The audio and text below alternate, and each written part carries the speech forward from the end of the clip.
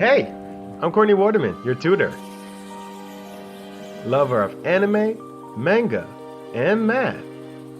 And you just tuned into another session of Tutor Me Sempai. Welcome back, everyone.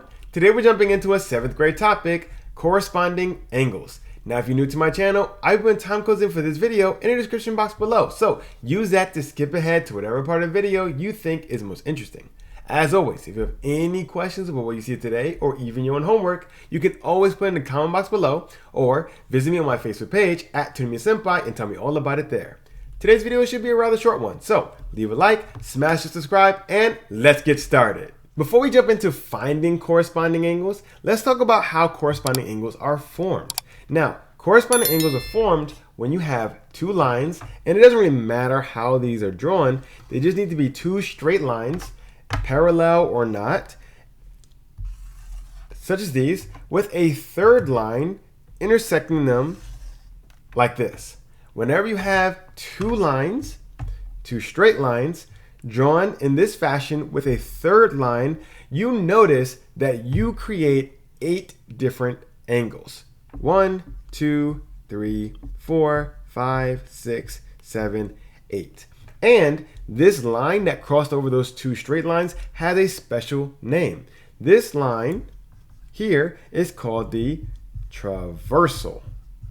So whenever you have a traversal crossing over two straight lines in this fashion, it creates 8 different angles. And of these 8 angles, we're going to find our corresponding angles. Now, not all of these angles are going to be corresponding to one another, but within these 8, we're going to find pairs that do correspond with one another. This is how corresponding angles are formed. So now that we talked about how corresponding angles are formed, let's now move on to how to find out which pairs are going to actually be corresponding angles. So before we jump into the diagram in front of us, let's break down the name corresponding angles. That's going to give us a pretty good idea of where we're going to go in trying to find these corresponding angles. Now, corresponding, what are the first few things that pop into your head when you hear the word corresponding?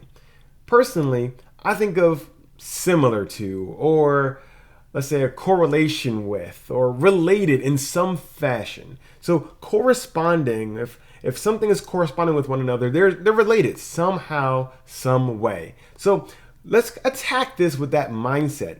These corresponding angles are going to have some relationship, some similarities between them. Now, I don't want you to think that corresponding angles automatically mean equal to. These angles are not always equal to one another. Now, there's definitely a case in which corresponding angles do equal each other, but that's a special case, and we'll talk about that a little bit later in this video. Okay, we have our mindset. Now let's jump into the diagram. I'm going to break this diagram into 2 pieces with this dotted line here. So let's focus on the top part of this diagram first. In this top part, you notice we have 4 separate areas. Here, here, here, and here. Let's number them. So we have area 1, area 2, area 3, and area 4. And notice within each area, you have one angle. You have an angle here, an angle here, we have an angle here, and an angle here. Let's label each one of these angles. So this is going to be angle A, angle B, angle C, and angle D. So we have the top part of our diagram all mapped out, all labeled for the areas and the angles. Let's do the same thing for the bottom part of our diagram. Notice the bottom part also has 4 areas, and we want to number these in the same order that we did the top part. So we started at the top left on the top, and we don't want to do the opposite or something very different for the bottom. Don't start over here at the bottom right. Don't start up here. Don't start up here. Let's start in the same exact fashion that we did up top. So top, 2, 3, 4. So we numbered them in the same fashion. Notice we also have 4 angles here. Here, here, here, and here. Let's label them, but let's not use A, B, C, or D. So this is going to be E, F, G, and H. So we've labeled our top and we've labeled our bottom. Now let's get rid of this dotted line so we can see the entire diagram all at once. So now that we have our entire diagram here, let's talk about corresponding angles and remind ourselves of those words that we thought of when we first started this section. My words were related to, a correlation to, similar, and you may have very similar words as well. So if corresponding angles are going to be, let's say, related to or have a correlation between them or even be called similar in some fashion, what is one thing that really jumps out at you from this diagram? Well, notice that the top part and the bottom part both have 4 sections, and each section has its own angle. But if we compare the numbered sections, you'll see that this section, section 1, so I'm going to just put 1 here, has angle A and angle E. This section, section 2, has angle B and angle F. Section 3 has angle C and angle G. And section 4 has angle D and angle H. This is the first thing that should jump out at you because we've numbered these in a particular order. And the reason why we numbered it this way is this is actually what corresponding angles are going to depend on. Corresponding angles are going to be angles that show up in the same general area, whether it be in the top or the bottom of your diagram. If 2 angles show up in the same relative area to one another, they are considered to be corresponding angles. Once again, 2 angles have to be in the same relative area. I say relative because this is going to be the same relative spot as up here. Top left, top left. Top right, bottom left, bottom left.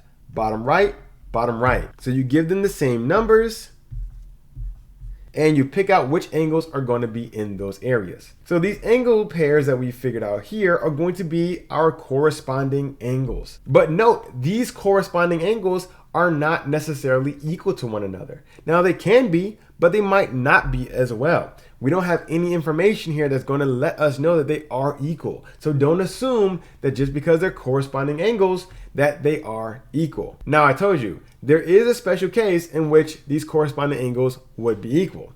Let's jump into that right now. So assume that these 2 straight lines are parallel lines, and our traversal is going to cross them in this fashion.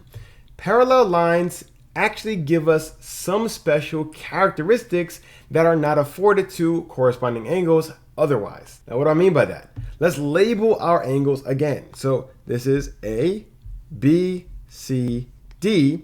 This was E, F, G, H. Now this is only going to be true if you have a traversal that crosses over parallel lines. In that case, the corresponding angles, so angle A and angle E, are actually going to be congruent. Likewise for angle B and angle F, angle G and angle C, I know I did that backwards, but forgive me, and angle D and angle H.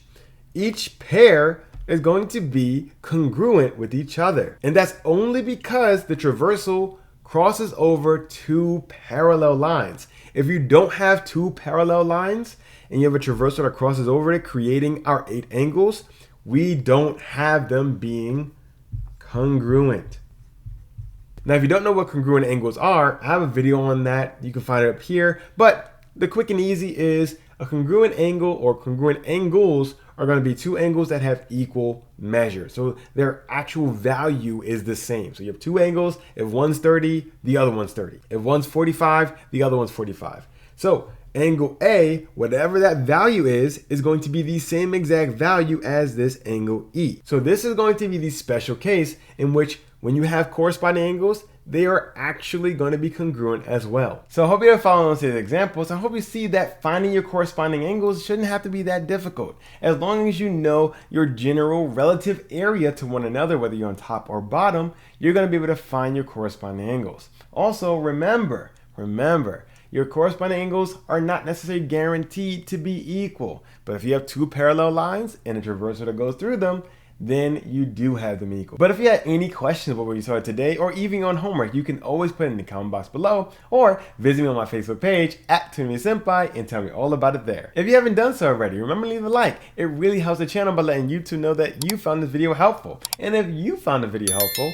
so could someone else. So leave a like, smash the subscribe, hit the notification, and I'm sure you can share this video while you're at it. Well, that's all the time I have for today. I'm really hoping this helped with your homework. I'm looking forward to seeing you again next week. I'm Courtney, and this is another session of Tutor Me Sempai.